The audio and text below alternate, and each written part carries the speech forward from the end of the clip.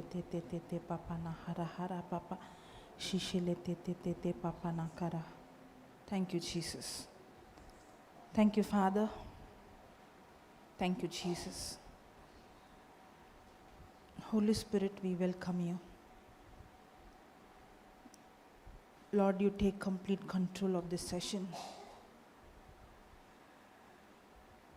Thank you, Lord.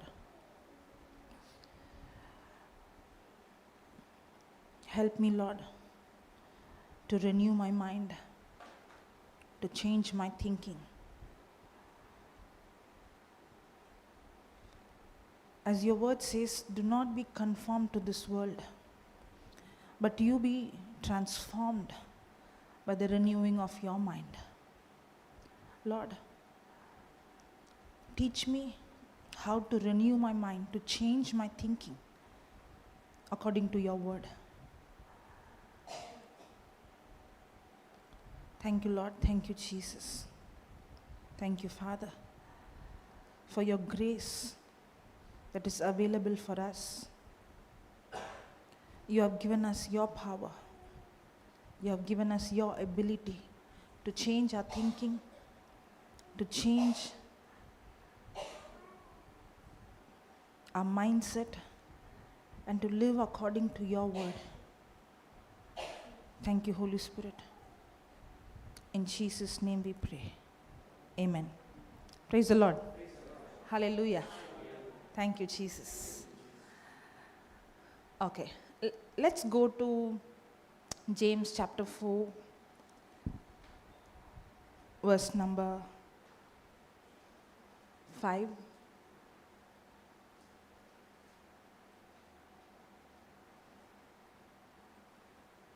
Sixth verse. Okay.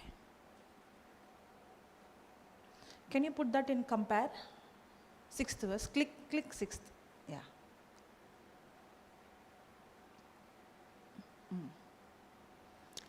But he gives us more and more grace. He gives us more and more grace through the power of the Holy Spirit to defy sin and live an obedient life that reflects both our faith and our gratitude for our salvation. Therefore, it says, God is opposed to the proud and haughty, but continually gives the gift of grace to the humble who turns away from self-righteousness. Now, this scripture says God gives more and more grace. Now, what is grace?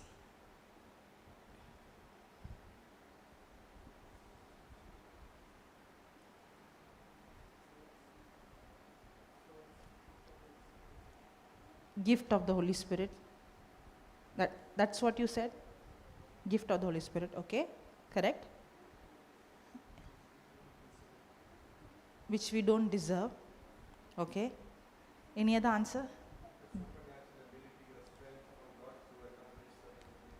Supernatural ability to.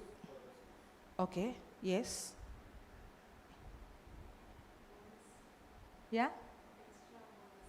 Extra bonus. Extra bonus is grace. Okay.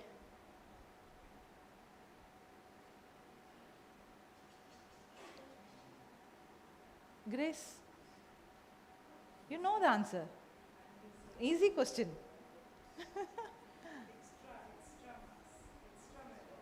Extra merit. Definition 2 marks question. Teacher, no?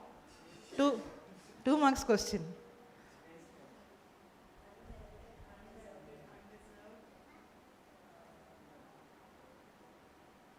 That answer can come from them, not from you. Don't know? Put the camera on her. No, don't put. Praise God. Okay, write down. Grace is... Yeah, Brother Ramesh, you wanted to say? You know the definition? Tell me.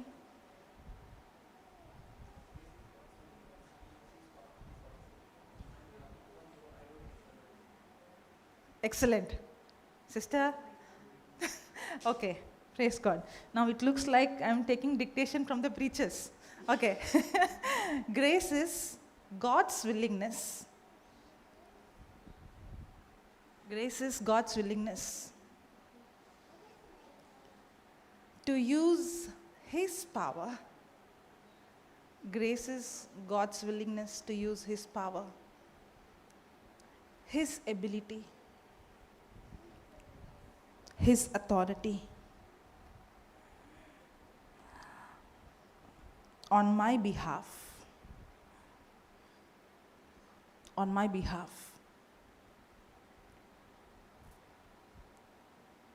Even though I don't deserve it. Even though I don't deserve it. Grace is God's willingness to use His power, His ability, His authority on my behalf, even though I don't deserve. Now that word is a key word. Even though I don't deserve. That's the key word. Because grace is not given to the one who deserves it. Grace is given to the one who doesn't deserve it. What she was saying, right? Grace mark. In school you give grace. Do you give? Have you given? Yes. So do you give grace mark to the one who gets 99? A student 99 comes and asks you, teacher, give me one more mark. No, I'll get 100. Will you give? -1 you'll give, right? You will find some error to reduce. But a student got, what is pass mark? 35? What if a person got 34 or 34 and a half? What do? You give grace mark. Without even asking, you give grace mark. So grace is given to the one who deserves or the one who's disqualified. The one is disqualified. Now, grace is, yes, God's ability, God's power, God's anointing, everything of God is given to us which we don't deserve.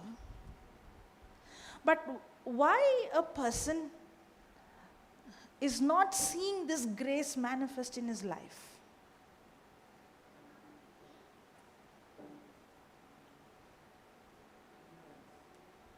Ignorance, okay. Unbelief, okay. Okay, if you see, this scripture gives you the answer. But He gives us more and more grace through the power of the Holy Spirit to defy sin and live an obedient life. That means for me to deny sin and to live obedient life, I need what? Grace. What do I need? I need grace to deny ungodliness, to come out of sin, and to live a obedient life. I need grace. Okay, before I go into deeper, let me explain this.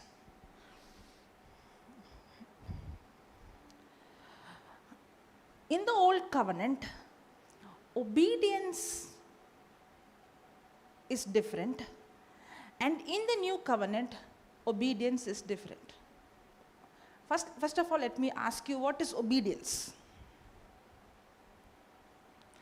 Obeying God means what?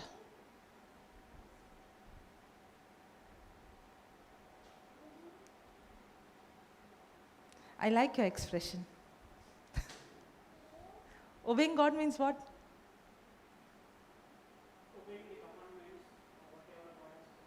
Obeying the commandments is obeying God, correct? Now, what you are saying, this answer is old covenant or new covenant? So, in new covenant, there is no obedience. So, what is the obedience in the new covenant?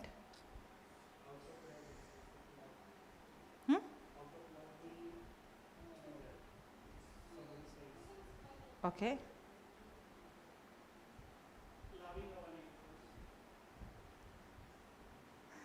So, you love your neighbors 100%?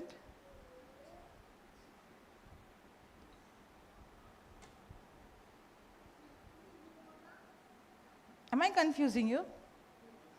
No. Okay. Blank. Absolutely blank. Okay. In the old covenant, obedience is to do what the commandment says. Obedience is to keep the law. Now, what does the law says? The law demands, correct? Have you heard about 10 commandments? Yes. The 10 commandments is the summary of 600 plus laws. Now, what does the law says? The law says you shall not steal, you shall not kill, you should not commit adultery, you shall not, you shall not, you shall not, correct? The law demands us that we have to keep all the law. If we don't keep the law, if we don't obey the law, then we come under curse, correct? Anybody here who has broken the law? All of us. So, do we all come under curse? According to the law, we all come under curse. Yes. But the difference between the old covenant and the new covenant is, in the old covenant, I have to keep all the law, only then I am blessed. If I break even one law, then I am under curse. Under the new covenant, Christ has redeemed me from the curse of the law. Galatians 3:13 says, Christ redeemed me from the curse of the law. Now, what curse is that? The curse that came because of disobeying the law, and Christ has redeemed me from the curse of the law. So, in the new covenant, how do I receive salvation? By believing in what Jesus has done for me on the cross. So, the old covenant is I have to do what the law says, but the result of that is what? Death, correct? Anybody in the old covenant, did they receive God's righteousness, or did they receive favor from God by keeping the law? No. Every time they broke the law, they have to give an animal sacrifice, correct? So even in the old covenant, nobody could have right standing with God or justified in the eyes of God based on keeping the law, correct? Now in the new covenant, my obedience is believing in what Jesus has done for me on the cross. So the old covenant obedience is to do what the law says. The new covenant obedience is to walk in faith. That's why the Bible says the just shall live by faith. So in new covenant, obedience means to live a life of faith. Faith is what? Believing in what Jesus has already accomplished for me on the cross. Hallelujah. Did you understand that? Okay, let me see. Okay, write down.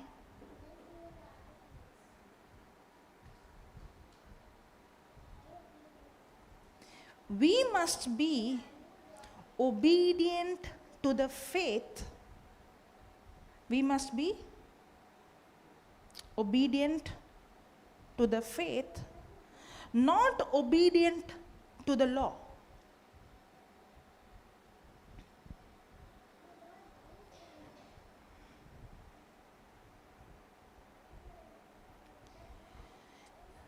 We must be obedient to the faith, not obedient to the law.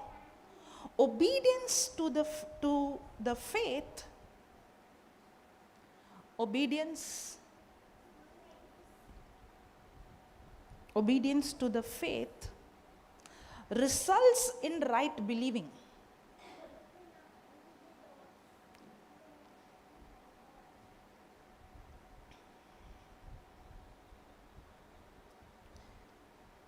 We must be obedient to the faith, not obedient to the law.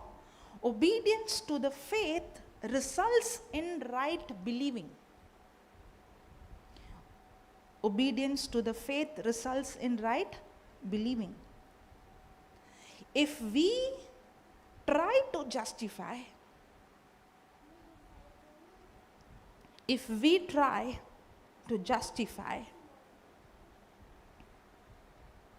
ourselves by the law, if we try to justify ourselves by the law,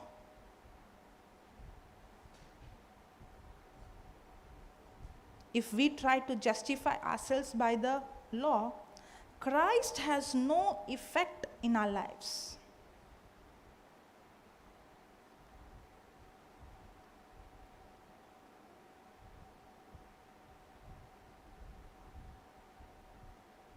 Christ has no effect in our life. That's Galatians 5:4. Praise God. Did you understand what you wrote? We must be obedient to the faith, not obedient to the law. Now, every time we hear the word obedience, somehow our mindset thinks about being obedient to the law. We think obey means to obey the law of Moses, to do what the law of Moses did.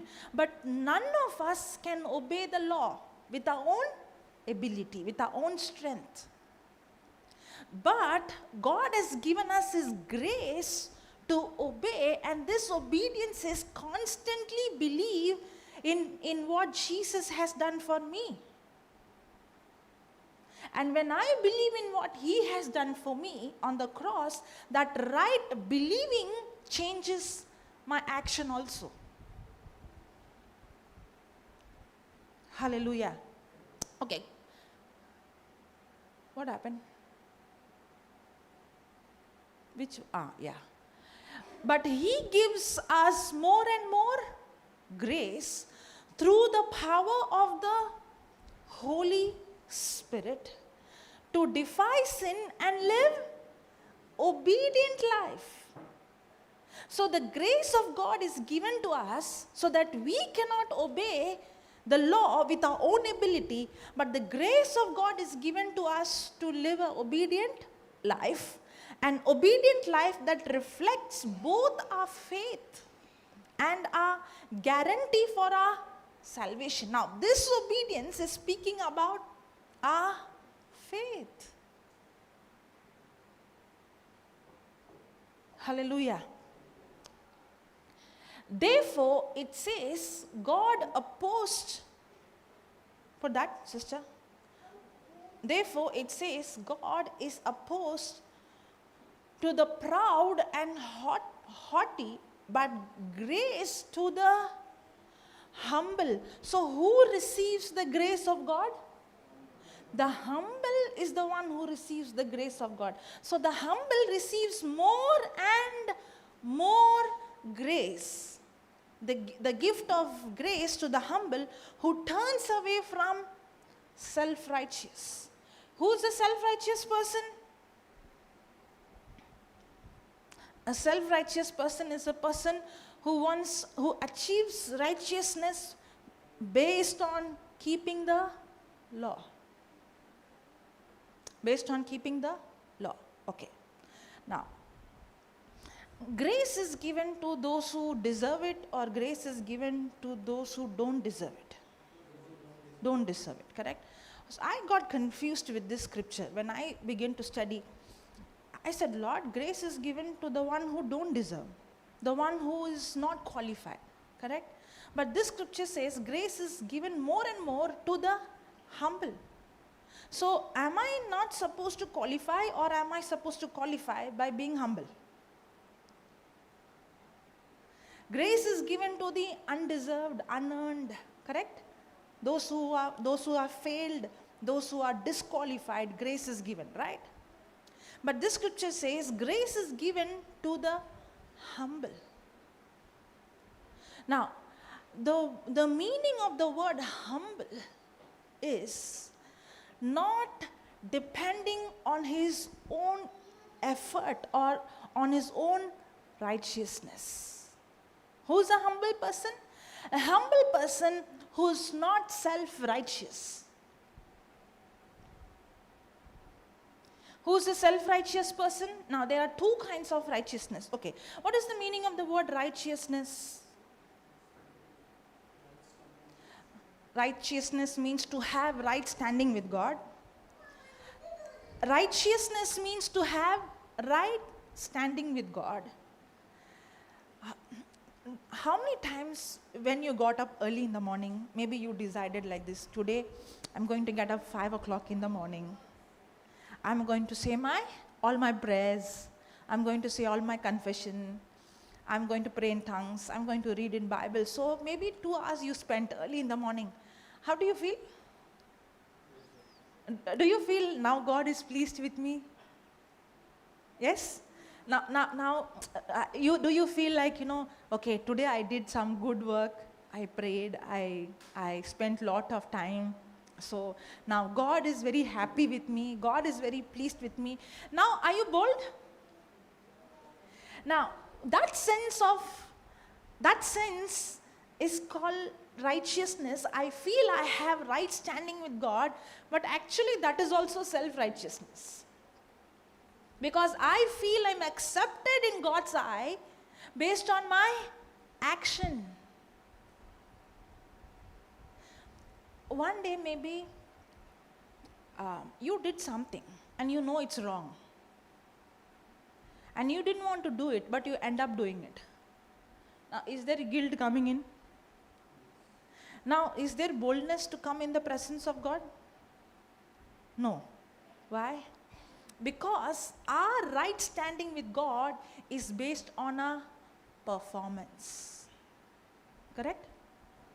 Righteousness means what? To have right standing with God.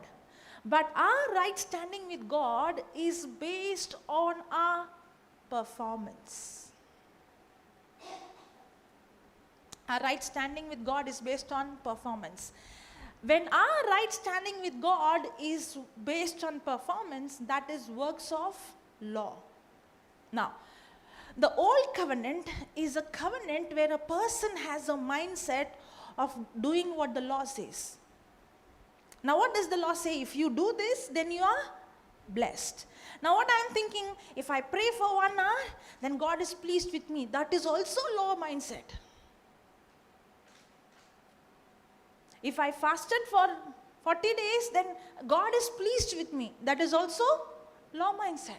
Because now God approving me or God's favor in my life is based on my performance. So I think that grace, I'm going to receive grace based on my performance. But grace is unearned, unmerited favor of God. The only person who taps into this grace is the humble person. That's why the Bible says God gives more and more grace to the humble. Who is a proud person? A proud person is a person who is self-centered. A proud person is a person who depends on his own ability. A proud person is a person who depends on his own strength. Now, what does the scripture say? Grace to the humble. Who is the humble? Who turns away from self-righteousness. Who is a humble person? A humble person is a person who turns away from self-righteousness. Hallelujah. Now, what is grace? Grace is God's willingness to use His power, God's willingness to use His ability, God's willingness to use His anointing, everything of His on my behalf, even though I don't deserve. But how will I see God's power manifest in my life? The only way I can see the power of God, the supernatural power of God, the supernatural ability of God manifest in my life is when I become humble. To be humble doesn't mean living without sin. To be humble doesn't mean living without sin. Christian life is not living a perfect life. Do we strive to achieve perfection? Do we? Yes. Christian life is not living perfect life. Because we have this perfectionist mindset. The more perfect I am, the more I am pleased in the eyes of God. Again it is old mindset. But Christian life doesn't also means living in sin. No. Christian life is living a godly life, a righteous life, an obedient life. But it doesn't mean living a perfect life, but Christian life is constantly in my weakness, I rely and depend on His grace rather than I depend on my ability.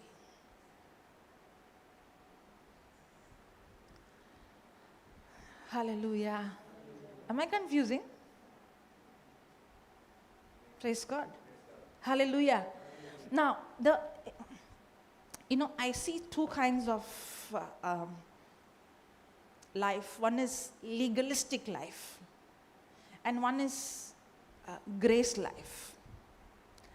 Legalistic life is when a person has to follow the set of rules and regulation and do what the law says to be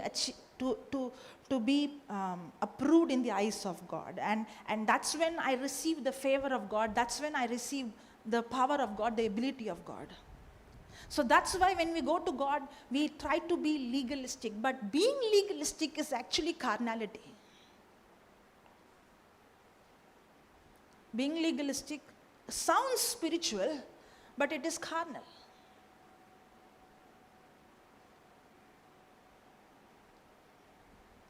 Hallelujah. Okay, let's go to Galatians chapter 6, verse number, I think 5:16. Galatians 5:16.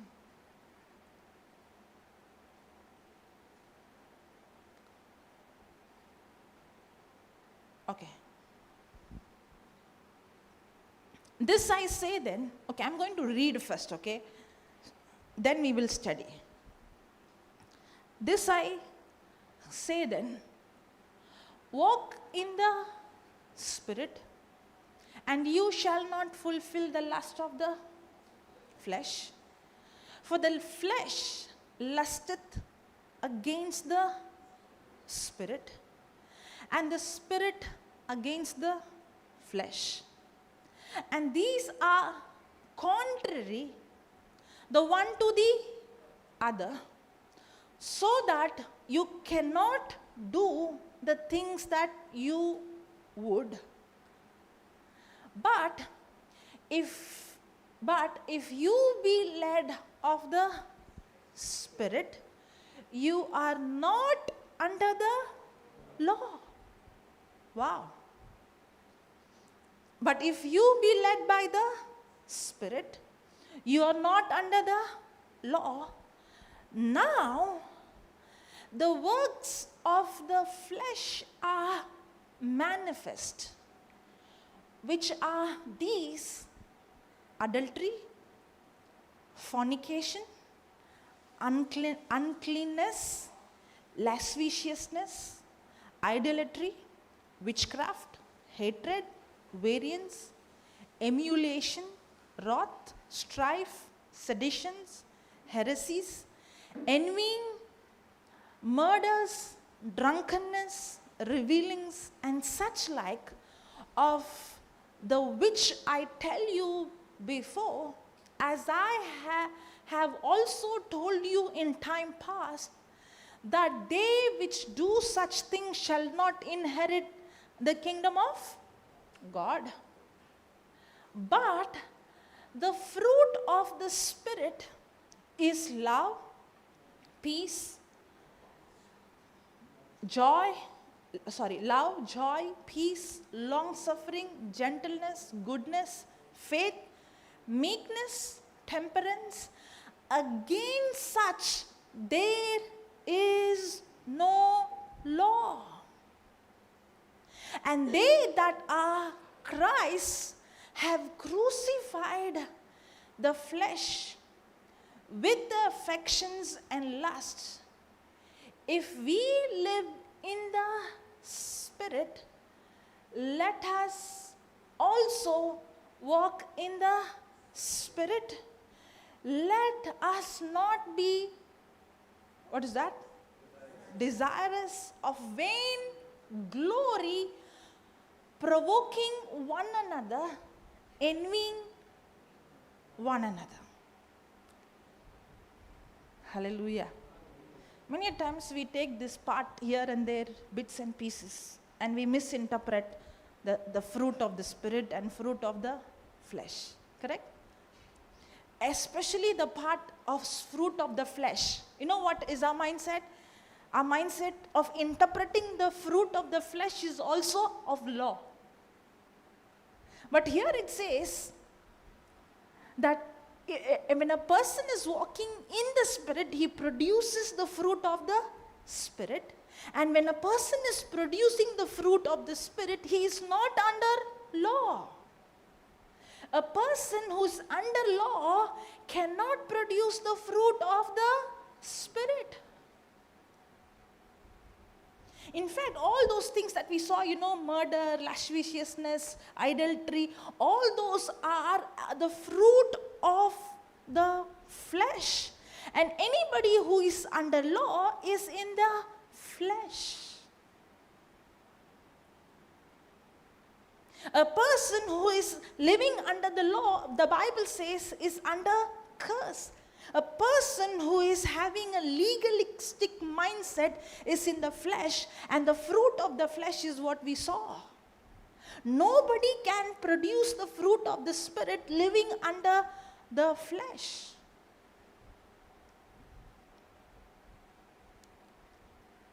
Hallelujah. Okay, let us learn the difference between flesh and Spirit. Walking in the Spirit and walking in the flesh. Now, what is the meaning of flesh?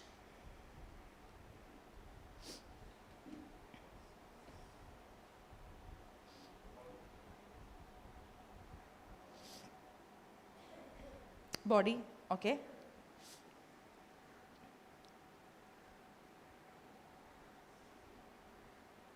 Sister. Next class, will you sit? What is flesh?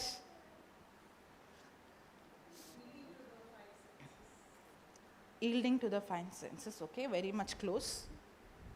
Brother.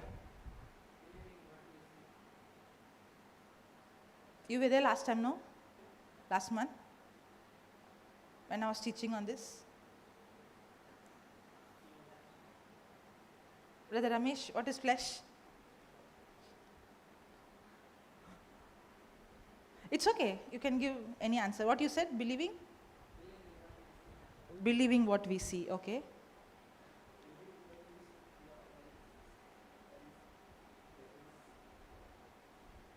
What is that? Yielding to the things which we see. Okay.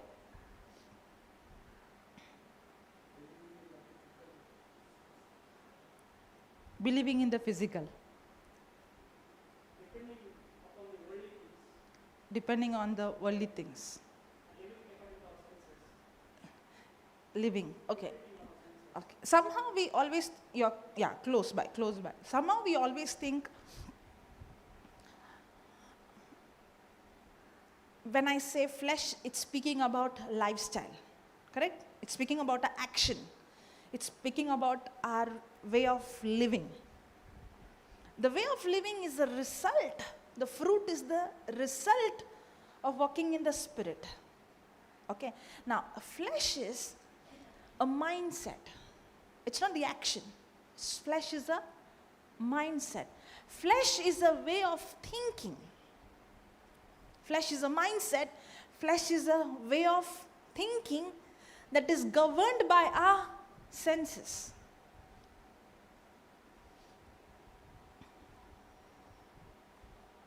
Flesh is a way of thinking. Flesh is a mindset that is governed by our natural senses. So who is a carnal person?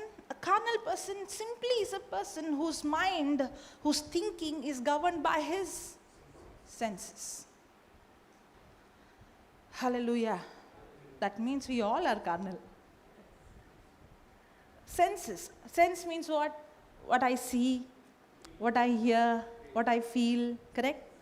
Now, is my thinking governed by my senses? Is my thinking governed by my senses? Question yourself. Is my thinking governed by my senses? Is my thought process based on what I see, what I hear, what I feel, what I go through, what somebody did to me? If my thinking, we think spirituality means having more knowledge, correct? Sometimes we think knowing more scripture. The more scripture I know, for example, maybe if I'm asking definition and somebody is answering all the definition, now the mindset comes, I'm spiritual, correct? Correct? So we think my spirituality is based on how much knowledge I have or how much information I know. If I know more scriptures, if I know more definitions, if I know I'm intellect. I can be an intellect person who can by heart and memorize more scripture. That doesn't qualify me to be a spiritual person. I can be an intellect, a very intelligent carnal person. Means my carnality becomes more strong.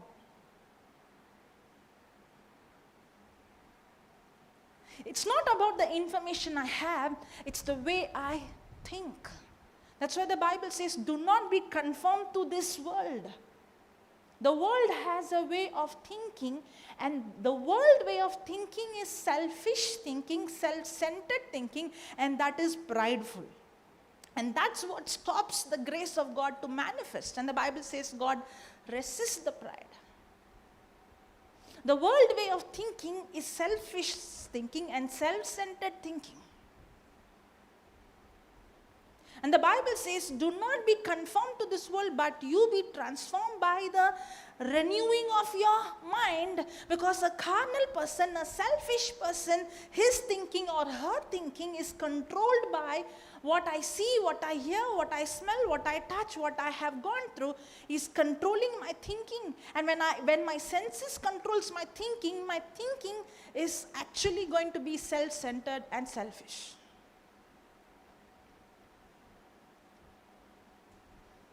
Hallelujah. Thank you, Jesus. In this chapter, the last verse says about, put that 24th verse. And they that are Christ have crucified the flesh. We have not understood the meaning of the word crucifying the flesh. We think crucifying the flesh is doing something with difficulty. And actually we are more alive to our flesh. I'll give an example of we think it is crucifying our flesh, but it is not actually crucifying the flesh.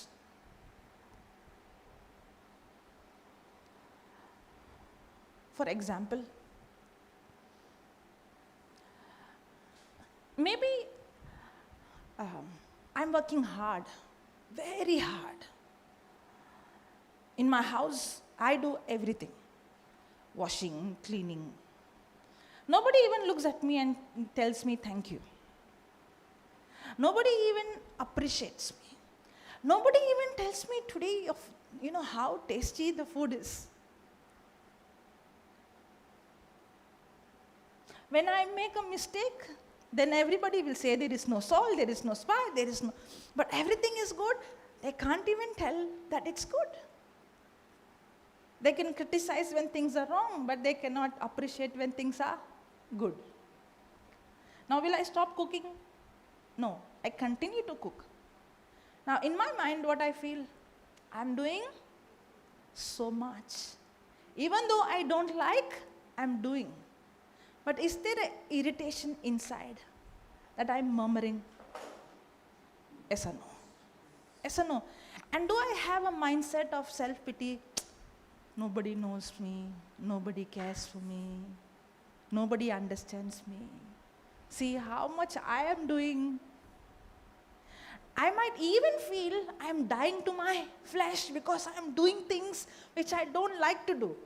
And I even can get satisfied in my heart thinking, I'm dying to my flesh every day. Does that happen? Happens or no? That is not dying to flesh, that is pride. You know why that is pride? That's exactly what happened to Martha and Mary. What happened to Martha? Martha was busy in serving Jesus. Was she busy? But now is she also comparing to Mary and saying, how is that I am doing and she is not doing?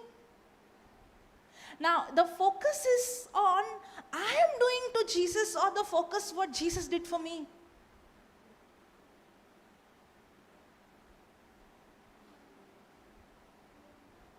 When my focus shifts from I am doing and not what Jesus did, I'm in pride. Pride simply means self-centeredness. Now the same mother who's cooking, who's cleaning, who's serving, if that mother comes to a point, Lord, I cannot do this. I cannot do this with my own ability. And the person realizes that I cannot do, but God has given me His grace. I'm not the one who made this, but God in me gave me the wisdom to do this. I did not do with my own ability. The grace of God has enabled me to do this. That time the person becomes humble and shifts the focus from I to Christ and says, Lord, I cannot do this. I cannot serve my husband. I cannot serve my children. That's when you receive a revelation. You are not the one who's supposed to serve, but Jesus is the one who has come to serve you so that He can serve others through you. And now you open the door for the supernatural grace of God, ability of God, where He begins to serve you and serve others. Now when you do things you know you did not do, it was God's power that enabled you to do.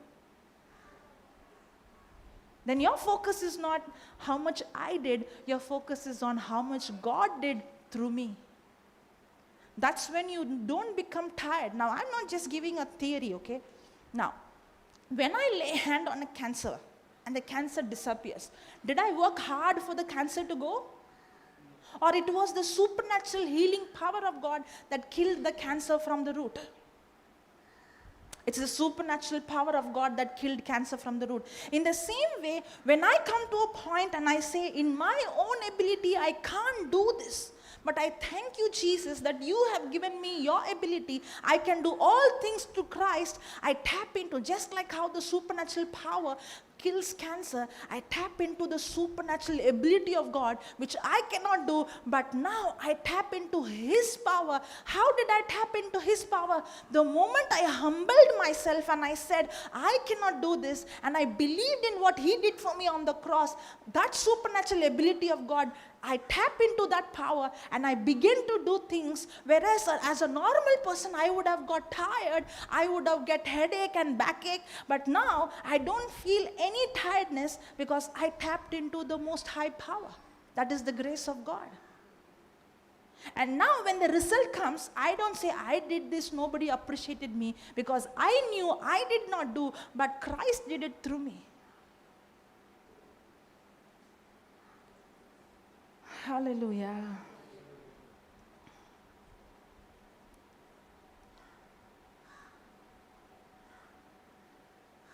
Did I confuse you? Did I confuse you?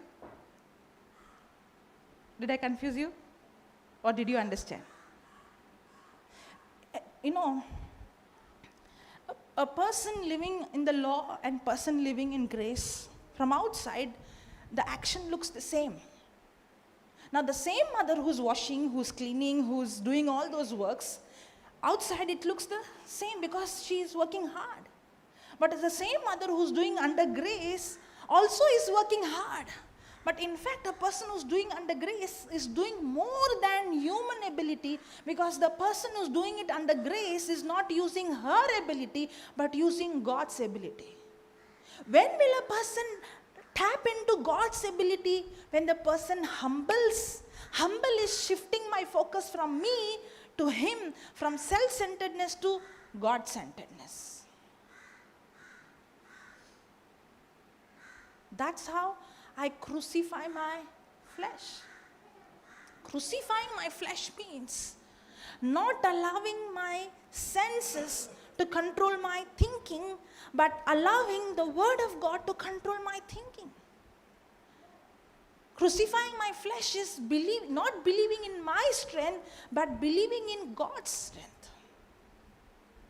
Allowing the Holy Spirit to take control over me.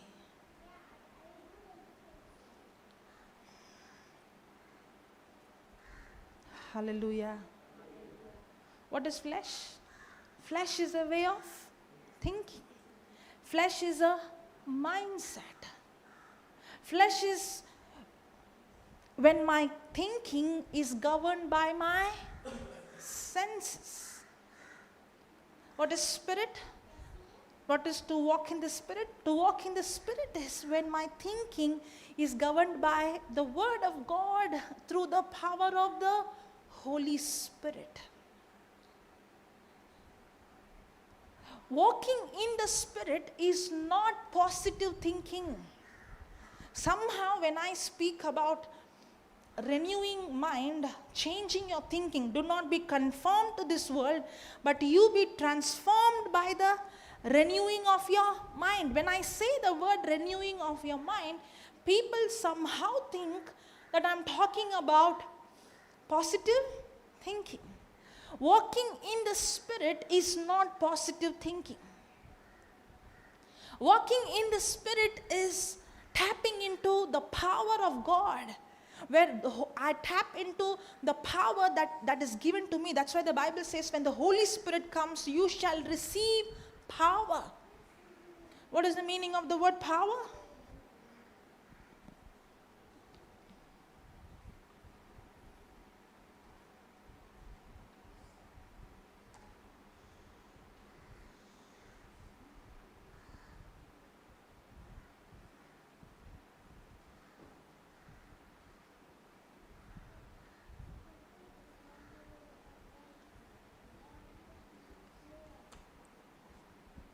What a silence. I wish we had a children ministry, children sitting here. If I ask these questions, no? We used to have the children's ministry. Sometimes these children come into the elders' class. And if I ask them this definition, you see all the children's hand going up. And I had to literally say, children, please don't answer. If I ask now, no, what is power? All of them would say, I want to answer, I want to answer. Those who have heard before, give me the answer. Those who have not heard, no problem. We will learn. Very good. Somebody is studying. New. He gave first half, you gave second half. Power is a force that brings result.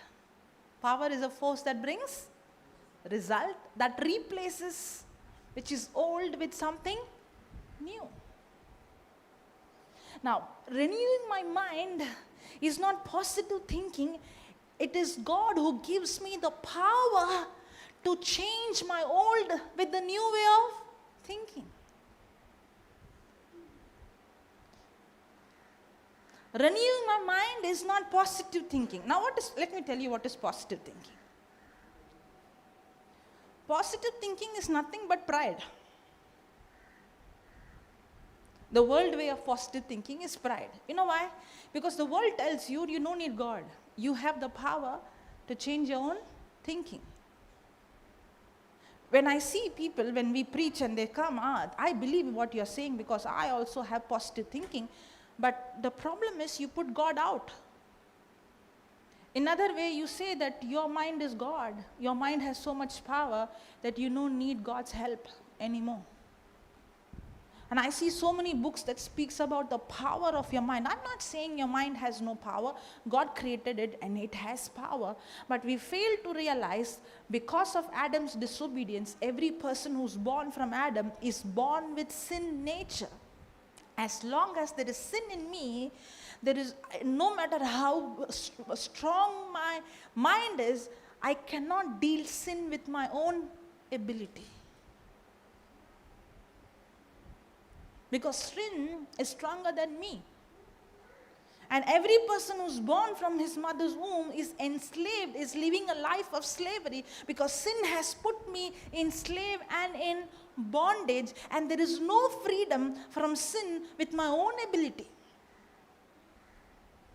Why did God give the law? God gave the law to show me that no matter how good and holy and perfect the law is, I don't have the power to live according to the law. That's why I need the Messiah. I need a Savior. I cannot save myself. I need the Savior to save me.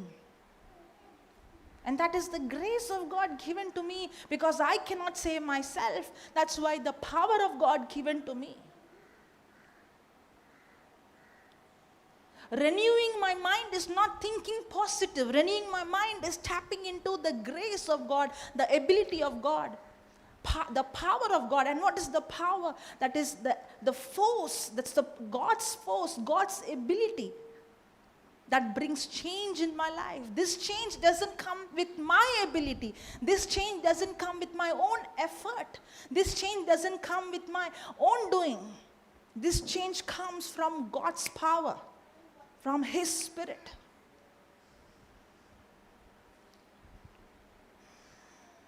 I remember there was this psychiatrist. When I was speaking about changing your thinking, renewing your mind, he told me, we also have this. And he said, he used the word mindfulness. Mindfulness, I think so. And then he said, this is exactly what we learn. I instantly, I literally pounced and I said, that's not what I'm speaking about. I'm not speaking about the mind power. I'm speaking about the Holy Spirit who is living inside of me.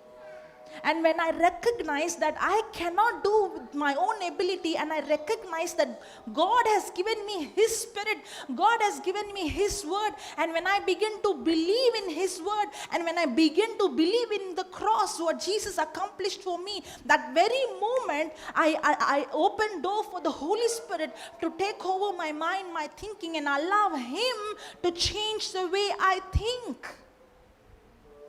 I'm not using my willpower to change my thinking.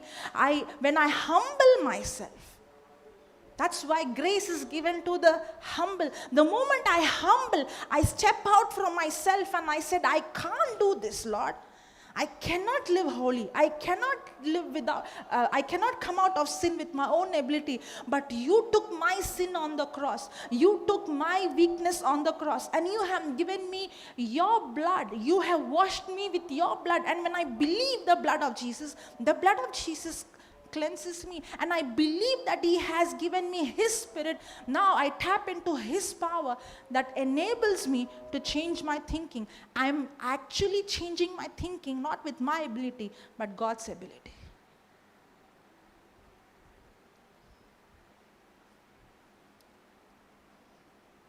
Hallelujah.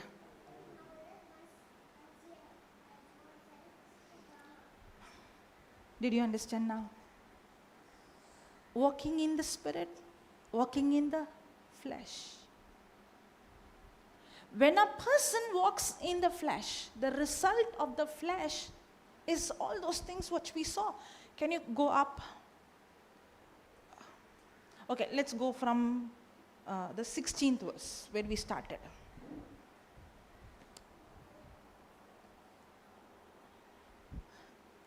Many times we don't study all these things and we directly go to the fruit of the Spirit. We directly go to the fruit of the flesh.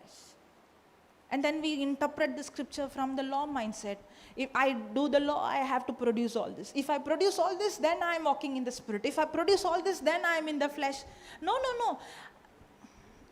Now, okay, come down. Fruit of the flesh. Okay, now 19th verse. Now, if you see all these things, adultery, fornication, uncleanness, lasciviousness, idolatry, you know what we think? We think if I live like this, then I end up in flesh. Correct? Correct? If I do fornication, if I do adultery, if I have all this, then I end up in flesh. Correct? Come up, come down. Love, joy, peace. If I have love, if I have peace, if I have long suffering, if I have gentleness, if I have faith, if I have all these, then I am in the Spirit. That's the wrong interpretation of the scripture. If I'm living in fornication, I'm living in lust, adultery, murder, and all these things, then I'm in flesh. If I'm having joy and peace and gentleness, then I'm living in Spirit. It is the other way. When a person is living in the flesh, the fruit of the flesh is all those things. Come down.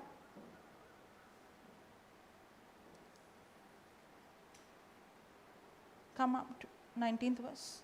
Now, the works of the flesh.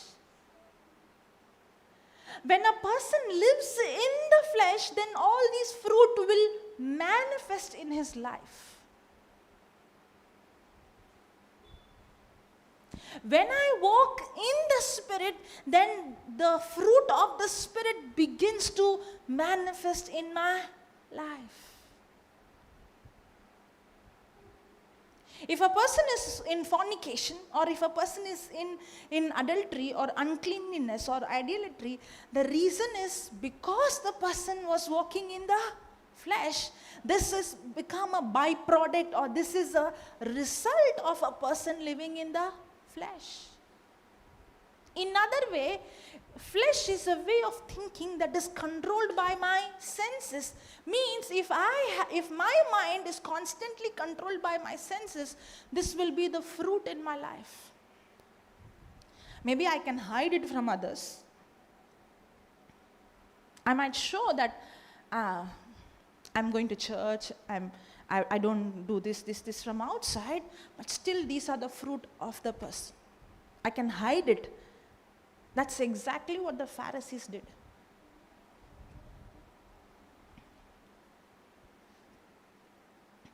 Okay. I spoke about legalism, right? Living under the law. When a person is legalistic, that person is in the flesh. Now, the danger of legalism is, when a person is in legalistic mindset, the person thinks he is spiritual, but he is in the flesh. When a person is in the flesh, by default, this is the fruit.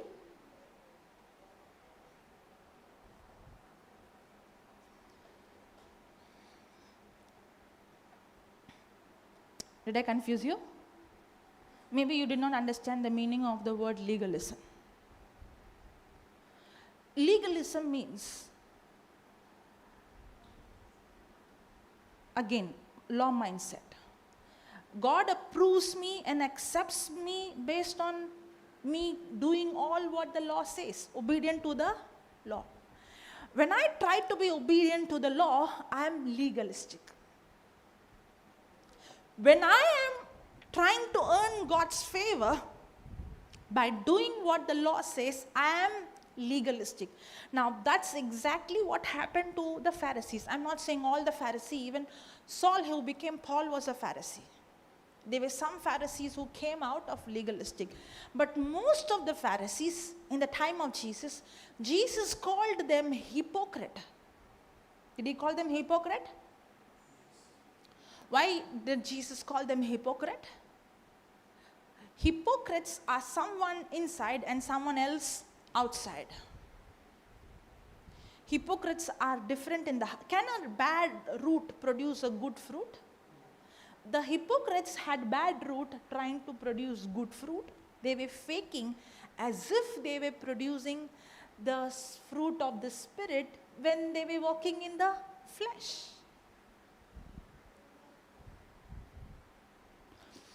And a person is under legalistic mindset, that person is not walking in the Spirit, he is walking in the flesh.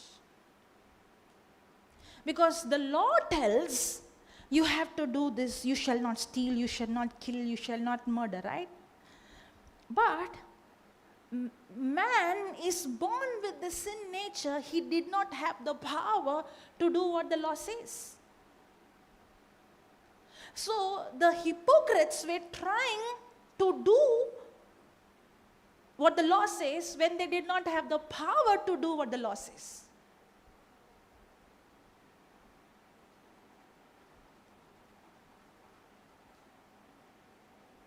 The hypocrites were trying to do what the law says when they did not have the power. If the law could give them the power to do what the law says, why should Jesus come in the picture? If the law gave them the power to have right standing with God, why should Jesus shed his blood on the cross for us? If the law was enough to make me righteous, then why do I need the Messiah? The law was not given to us to make us holy. The law was given to us to show us that we need forgiveness, that we need the Messiah, to show us there is sin in us.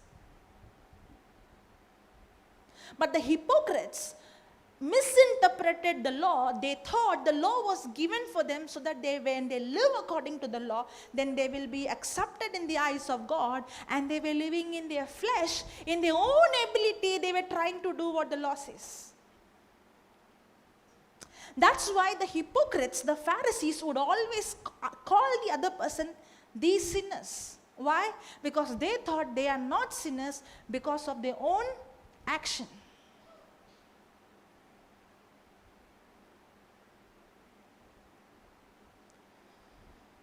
Is it going too heavy? Is it going too heavy? Looks like, could you understand? You know what she's saying? I could understand. I don't know whether others could understand.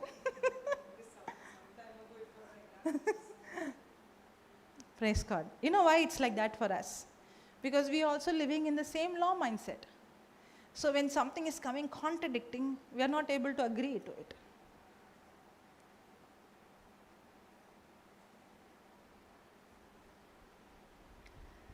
Very simple. Being under law is carnal, that's all. A person who's trying to live a legalistic life is a person living in the flesh.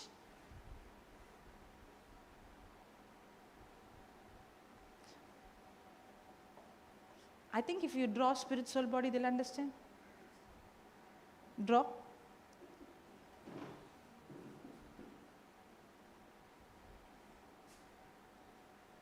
I end up somehow coming to that spirit, soul, body. No matter how much I try not to go there.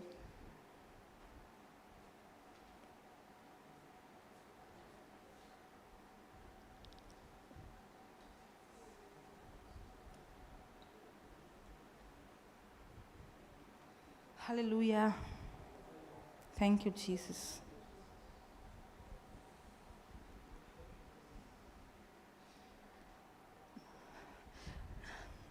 No matter how many times I teach on grace, you see me all the time teaching on grace, if you have heard me, correct? Why I teach on that? Because that changed my life.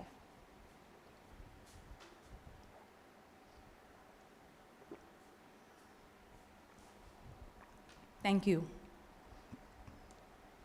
So nicely she draws circle, no? You ask me to draw, the circle doesn't come circle. Praise God. Okay.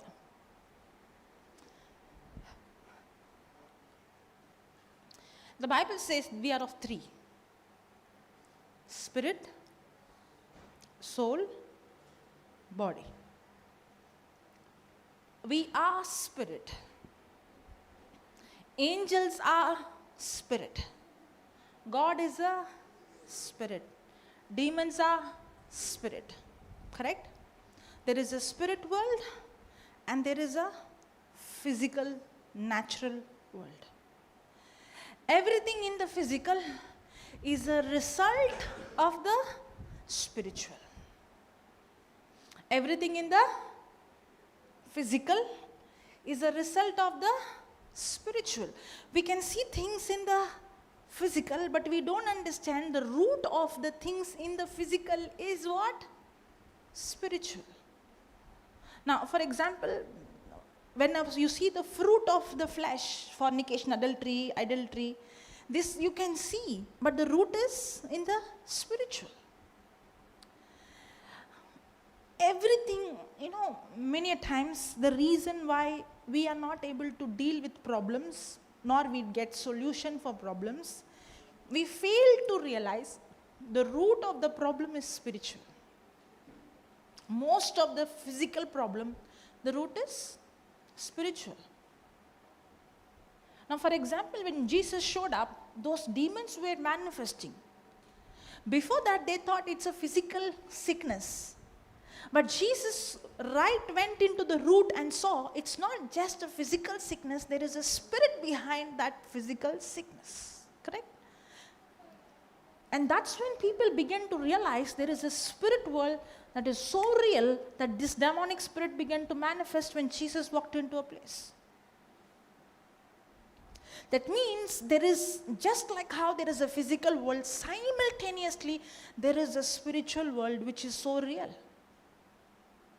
Just like how we are sitting here in the physical, in the spiritual, there are angels here. Whether you believe it or you don't believe it, there are angels here. I believe there are angels here. Because the Bible says that God has given his angels charge over me. And the Bible also says they are sent to protect me and accompany me. So they are angels, they accompany me. When I walk into a place, they walk with me inside this place. Even though I don't see, how do I sense the spiritual world? The only way I sense the spiritual world is through the word of God. I sense what happens in the spiritual world. So there is a physical world and there is a spiritual world, and they work together. They merge together. Now, for example, I am a spirit being, just like how a demon is a spirit being. But any spirit being, to have access in this physical world, it needs a body. It needs a body. That's why demons need somebody to give their body. The devil cannot just come into this world. He needs a body to have access in this world. That's why he looks whom he can deceive, so that that person will yield and give their body. Even Jesus, to come into this world, he needed a body. That's why he needed Mother Mary to agree, so that he can get a body to come into this earth. No spirit. God is a spirit, but if God has to come into this earth as man, he needed a earth suit called a body. We are spirit. The day we die, our spirit which has a soul. We are spirit, and our spirit possesses a soul. We are spirit and we possess a soul, and this spirit that possesses a soul lives in a physical body. Now, for example, there is a man A. When A dies, I will not say A is coming. We say A body is coming. Correct? A's body is coming. Do we say that? That means the A has left the body. It's no longer, I call the person by A, because A is no longer in that body. The name is given to the spirit, the person. I am a spirit, I possess a soul, and I live in a physical body. Did you get till here? I am a spirit, I possess a soul, and my spirit which possesses a soul lives in a physical body. The day the spirit which has a soul leaves the body is dead. So that means just like how the sleeve cannot move, but when I move my hand, it moves, right? In the same way, my body is alive because of the spirit which has a soul. The day the spirit which possesses the soul leaves, this body doesn't move. Did you get that? Did you get till here? Yes or no? Now, can I touch your body? Can I touch your soul? I can touch your body. I can touch your soul with my words. When I speak angry words, emotional words, that will cause pain, correct? Or if I say a joke, you will laugh. So I can touch your soul through my words. In my soul is my thinking, my choosing, my feeling, my personality is in my soul. Now, the spirit part is where God was connected to man. God created man in his likeness and image. It speaks about the spirit part. God communicates to man in his spirit. God leads a person in his spirit. God designed man. Okay, in my soul is where I make decision. In my soul is where I make decision. Where is the child? Praise God. In my soul is where I make. Now, the soul makes the thinking, the choosing, the feeling. But the soul is designed to get instruction from the spirit. Because this is the part where God communicates to man. So this soul is supposed to make decision, receiving instruction from the Spirit of God. So this body is supposed to be led by godly decision. Did you get that? Did you get that? God originally designed man to be governed by, to be led by the Spirit of God. Now, I can see problem, correct? I can see problem in this world, correct? Now, listen to this, okay? I can see problem, maybe it's sickness or it is some financial crisis or there is something I'm seeing, okay? Now, with my eyes, I can see it. Can I see the problem? Can I feel the problem? Can I sense what I'm going through? Is my decision based on this? Or is my decision based on this? Honest answer. I have a situation, I have a problem. My thinking, my decision is based on this or based on this? Most of the time, my decision is based on what I see. For example, okay, let me give an example so you understand. The doctor's report says that I have so-and-so sickness. That's a problem, correct? Now, what is my mind saying? I have sickness and there is no cure for this sickness because it is genetical sickness, correct? Now, is my thinking based on what I saw, the symptom? Why do you look at me like that? You know how you stare at me? Now I'm thinking you are awake, you are sleeping, you understand, you are here. Are you getting it? Now, the report says I have an incurable sickness. It's genetical sickness. There is no cure for the sickness. Now, what is my mind, from what kind of information is my mind receiving? What kind of information is my mind receiving?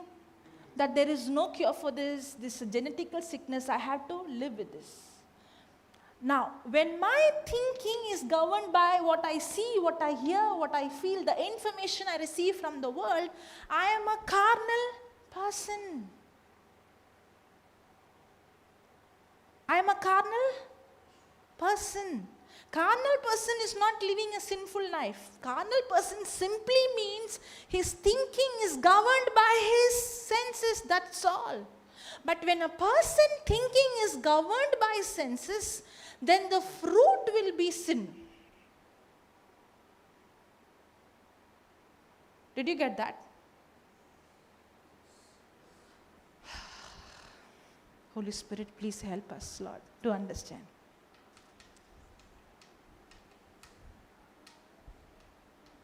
Did you get that? Yes or no? Yes? Yes or no? Really yes? You don't say yes. Your yes is very loud. Yes or no? Yes or no? Then why do you give me a blank look as if you did not, as if I'm speaking Chinese? Okay. Now, a carnal person is a person who uses eyes, who uses his ears and receives information from the world, and his thinking is governed based on what he can see, what he can hear, and what he can smell. When a person is carnal, he is designed to control his thinking based on the information he received from outside. But if a person is carnal, by default, this will be the fruit. This is the result of being carnal. Sin is a result of being carnal. Walking in adultery is a result of being carnal, because I am governed by what I see. Not every time I am going to see good things. There are going to be times I am going to expose to bad things. So if I am carnal, what I am seeing going to affect me. When the situation is good, I will live holy. When situation is bad, I live unholy. Yes or no? When there is no opportunity to sin, the parents can be very, very strict and they can put off everything. So that restricted you to see something ungodly. But what happens when nobody is there and you have access to things? I'm a carnal person, right? I'm going to open things for ungodly things, and that's going to corrupt my mind. Because I'm a carnal person, lasciviousness, adultery, and fornication is the fruit of carnality. That's why Jesus had every opportunity. He was tempted in every way like us, but he did not fall into sin because Jesus was not carnal. Because Jesus was not in the flesh.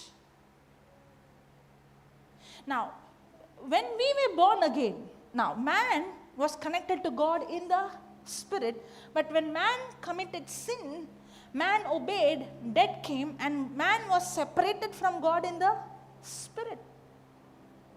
Because sin came, man began to live in carnality, in flesh, which resulted in sin, because man did not have the power inside to overcome the flesh. Man did not have the power to live a holy life. But when a person was born again, now he is born again, his spirit has become new, he has God's spirit in his, now he has the power of God. Now this power of God has the ability to change this carnal mind. Did you get that? A spirit person is governed by the spirit, a carnal person is governed by his senses. The mindset, the thinking governed by my senses is carnality. The mindset governed by the Spirit of God is a person walking in the Spirit. Hallelujah.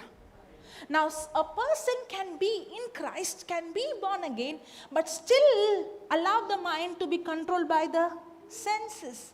When a person is in Christ and allow the senses to govern him, that person is still walking in the flesh, who results in the fruit of the flesh. When will a person begin to produce the fruit of the Spirit? When a person begins to walk in the Spirit. Hallelujah. It is very easy to preach like this, but when it comes to lifestyle, you need commitment for that. And what is the commitment? Okay, put that 16th verse. 16th and 17th verse.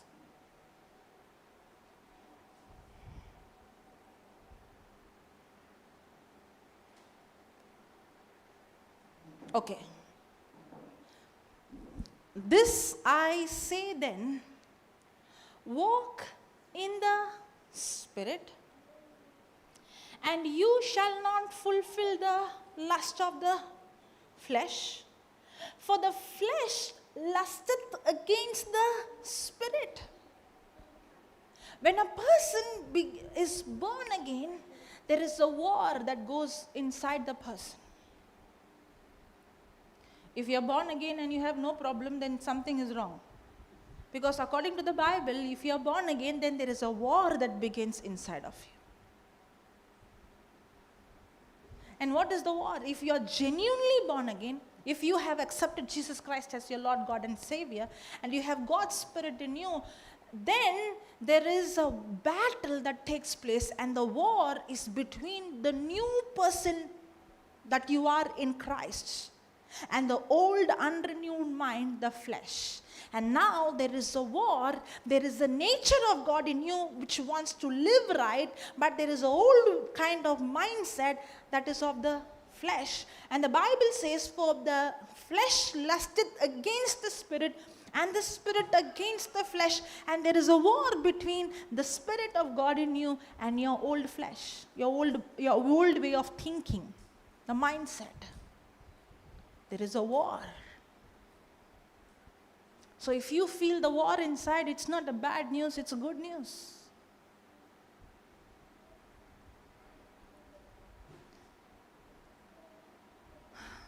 Yeah. Okay. Okay. What is that? Okay. Praise God. You can ask, no problem. Connected to this, you can ask. Yeah, ask.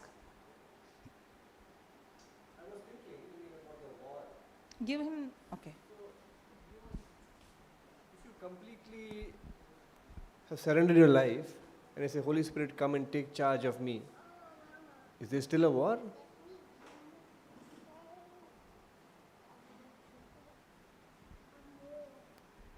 Because you have your freedom of will, right? Then there is no will. If he takes complete control, I become like robot. Okay. The war, I'll tell you why the war is. The war is, in that case, the moment I'm born again, I should never have any temptation or any pressure. Correct? The war is because the mind is programmed in a way. The mind is programmed in a way that it is constantly trained to believe what it sees, what it hears, what it smells. So I am programmed my thinking which is selfish. I programmed my thinking which is self-centered. I programmed my thinking based on the information that I have received all my life, which is contradicting to what the Word of God says. Yeah. And there were certain sinful behaviors that I was, a way of life that I was following. Some of them left instantly by the grace of God. Praise be to God. And some I struggled with, and slowly the Lord took it away. So why is there like some left instantly and some continue? Because the root of everything is not the same, no? Now, for example, okay, let me put like this. There is a person, A. He is addicted to pornography, okay? When a person opens door for that, it's not just watching pornography, but it is a demonic spirit.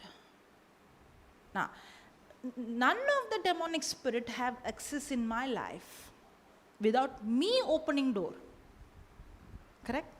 That's why carnal person is a person whose mind is governed by his senses.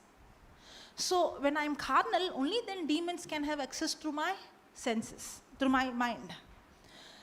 When I'm carnal, I'm going to allow what I see to control my thinking. So when I expose myself to pornography, I'm opening my door for a demonic spirit. In the beginning, I did it with my own choice, my own will, my own lust, my own desire. I opened the door to watch something. Now, even though that might be disguising for me in the beginning, I opened the door for that demonic spirit. Willingly I yielded.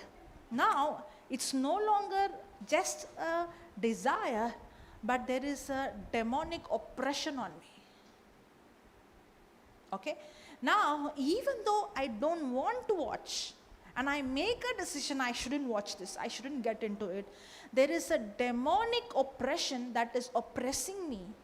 I couldn't get freedom if I don't watch. So the more I watch, I'm living a life of slavery.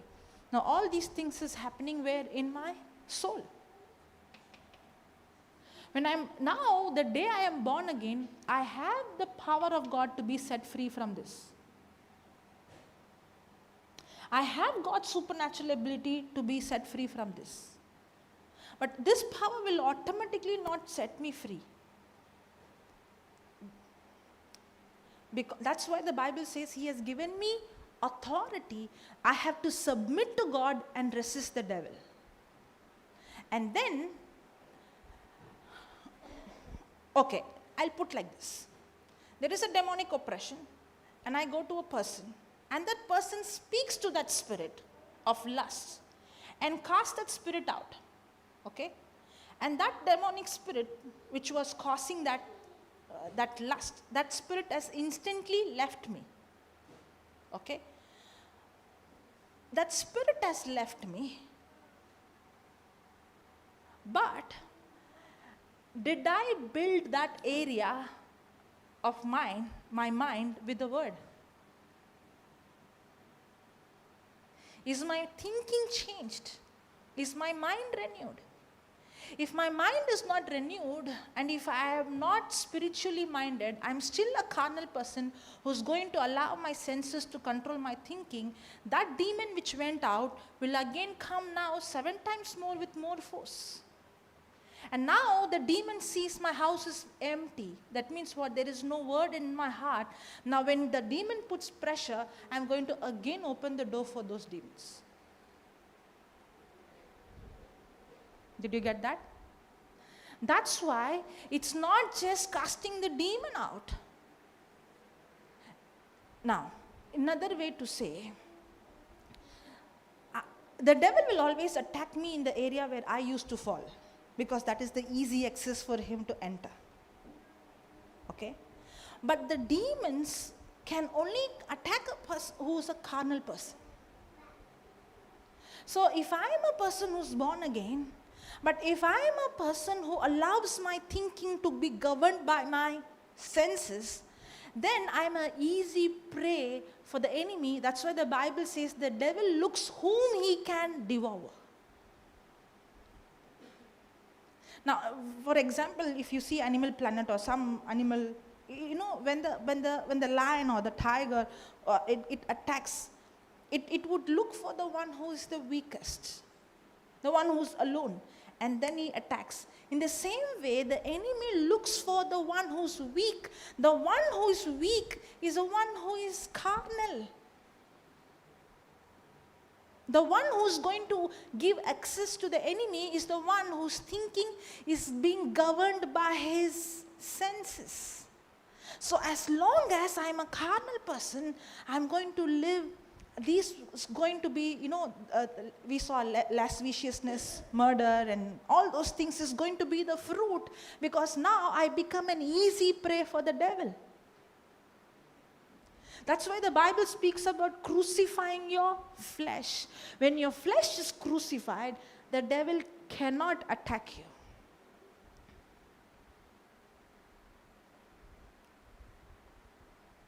Hallelujah. And crucifying is not, again, we think crucifying is self-ability. Crucifying is, doing with our willpower. Crucifying is doing with our effort. No. Crucifying is not legalism. Crucifying the flesh is where I begin to walk in the Spirit so much that my flesh begins to die. Not with my willpower, but because I tap into the power of God, the grace of God, now I walk in the Spirit. When I walk in the Spirit, the flesh by default begins to die. That is crucifying the flesh. Both are same. Hallelujah. Thank you, Jesus. Are you understand? Now see this. For the flesh lusteth against the Spirit. That means there is a war going inside of me. The war is I still have the old kind of mindset, the thinking according to my senses, and it has become a programming. Correct? It has become a, we are, now for example, anything we do, first our thought will say, what will be my benefit? Correct? Yes or no? I want the best. What is my benefit? Even if I want to get into a job or get into a team or get into a ministry, the first thing my mind says is, if I get into this ministry, what will be my benefit? Or my mindset will be, what is God's benefit? Or my mindset is, what is kingdom's benefit? If I don't get any benefit out of it, will be I a part of it? No, right? But according to the Bible, Jesus did not come to this earth because of his own benefit. He came to this earth lowering himself, not expecting anything for himself. In fact, he came to this earth for your benefit and my benefit, not for his own benefit. But our mindset is self-centered mindset. The way of thinking is all I am in the center. Flesh is a way of thinking that is selfish. Hallelujah. Thank you, Jesus. Now, for the flesh lusteth against the flesh, and the spirit against the flesh, and these are contrary the one to the other, so that you cannot do the things that you would. The reason I am not able to do what God has called me to do is because of the flesh. But the 16th verse says, how can I overcome that flesh? If the flesh is hindering me to do what God has called me to do, because the result of flesh is the fruit of the flesh. How will I overcome the flesh? This I say then, walk in the Spirit. The only solution to come out of flesh or to receive freedom from the flesh, not fulfill the lust of the flesh, is the only solution is walking in the Spirit. Walking in the Spirit is going to set me free from walking in the flesh. Yes, Mike. Can the soul be carnal as well as spiritual? No. Not possible. If I'm I can be in a transition.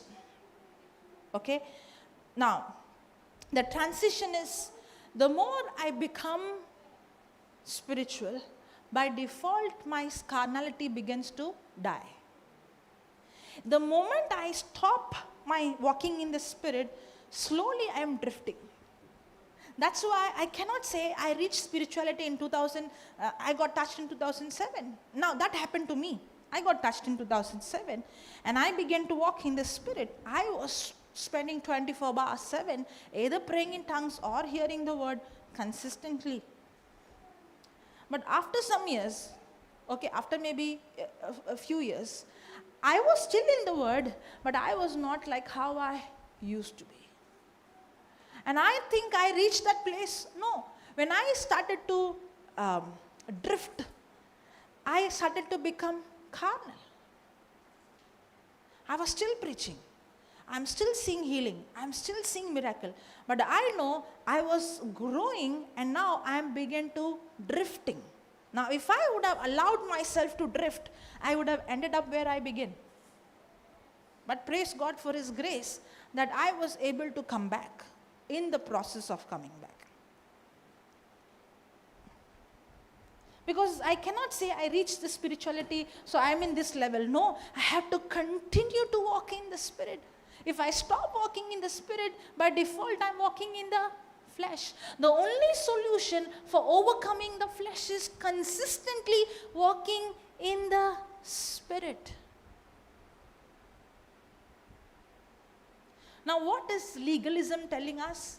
Legalism is telling us, you first don't walk in the flesh, you don't live according to the flesh, or legalism is telling you, you do these things, you produce the fruit first, then you will walk in the Spirit. No. But grace is telling us, you begin to walk in the Spirit. When you begin to walk in the Spirit of God gives you the power to overcome your flesh. Hallelujah. So how do I walk in the Spirit? How do I walk in the Spirit? I have 3 great gateways. One is my eyes, one is my ears, and my mouth.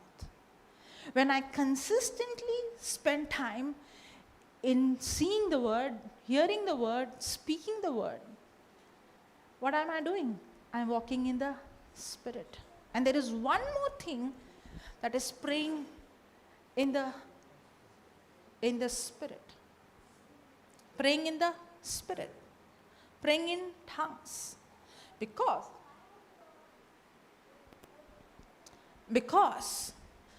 for my mind to shift from walking in the Spirit to walking in the flesh to walking in the Spirit takes process, right? But when I'm praying in tongues, Holy Spirit is helping me to bypass this weakness. Bypass my flesh and directly connect to the Spirit part, and now I can make 100% prayer in the Spirit without allowing my flesh to influence my prayer life. You missed it? It's okay. Praise God. It's there on the YouTube. You can go and listen again.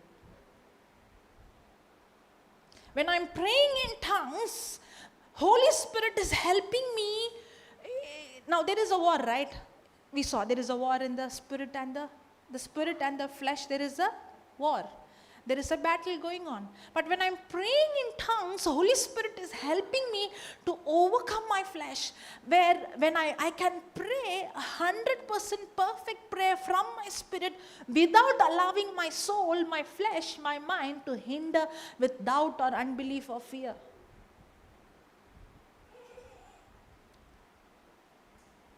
If you ask me, did you grow?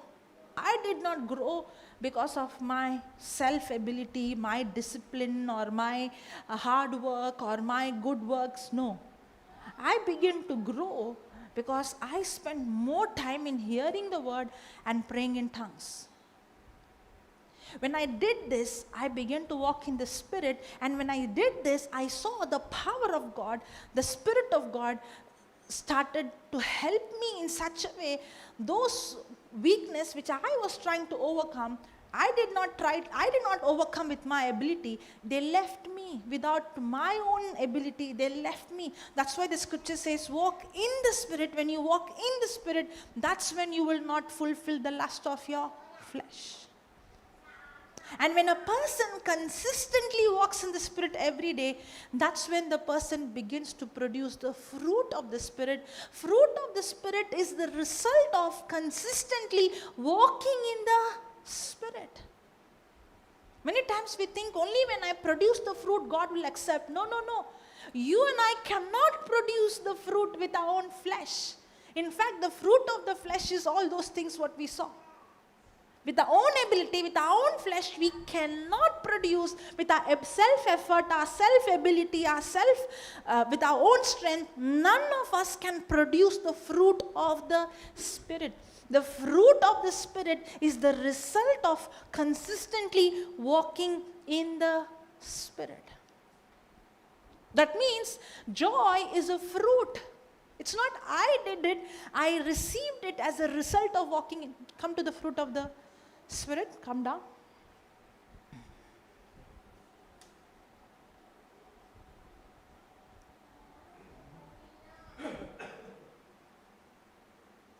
But the fruit of the Spirit is love, joy, peace, long-suffering, gentleness, goodness, faith, meekness, temperance. Against such, there is no law. That means nobody who is under the law can produce this fruit. The Pharisees were under the law and they were trying to justify. But they fail to realize these fruits cannot be produced when a person is under the law.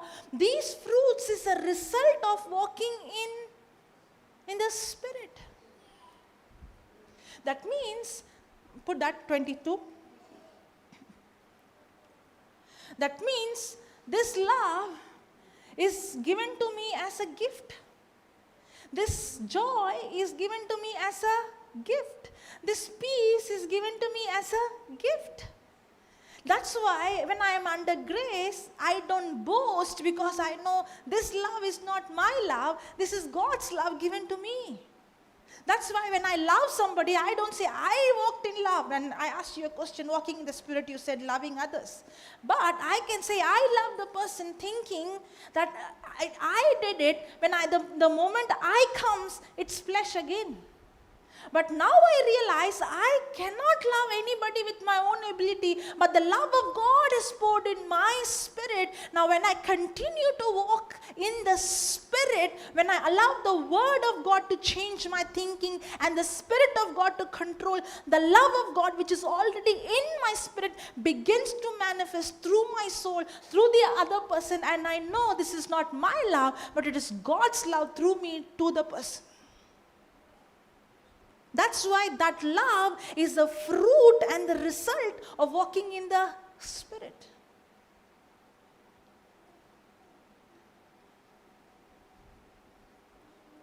Praise God. We are trying to love with our own flesh, thinking we are walking in the Spirit, and that's why we feel sometime to love someone and we don't feel like loving. So our love is based on feeling, not understanding that the love is the result, is the manifestation, is the fruit of the Spirit.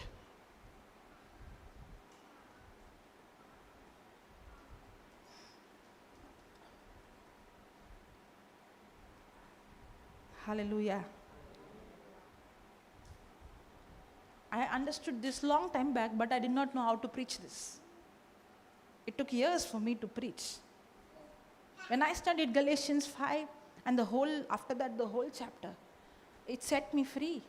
Because I was trying to produce the fruit of the Spirit with my own ability, with my own flesh, and I ended up in guilt, saying that I cannot produce, because Jesus said, you shall know the disciples, you shall know them by the fruit, and I don't have the fruit. And I am trying to produce the fruit with my flesh. And the Bible says, with your flesh, you cannot produce the fruit of the Spirit. The joy is also a fruit. It's a part of the fruit. It's not fruits, it's fruit. Many people say fruits of the Spirit. It's not fruits of the Spirit. The fruit of the Spirit. The fruit has different segments. The fruit has love. The fruit has joy. That means they all work together. You cannot separate love, joy, and peace. If there is love, there is joy. If there is joy, there is peace. They work together. It's one fruit. And the more I begin to walk in the Spirit, the more I tap into the grace of God. The grace of God is what produces the fruit of the Spirit in my life.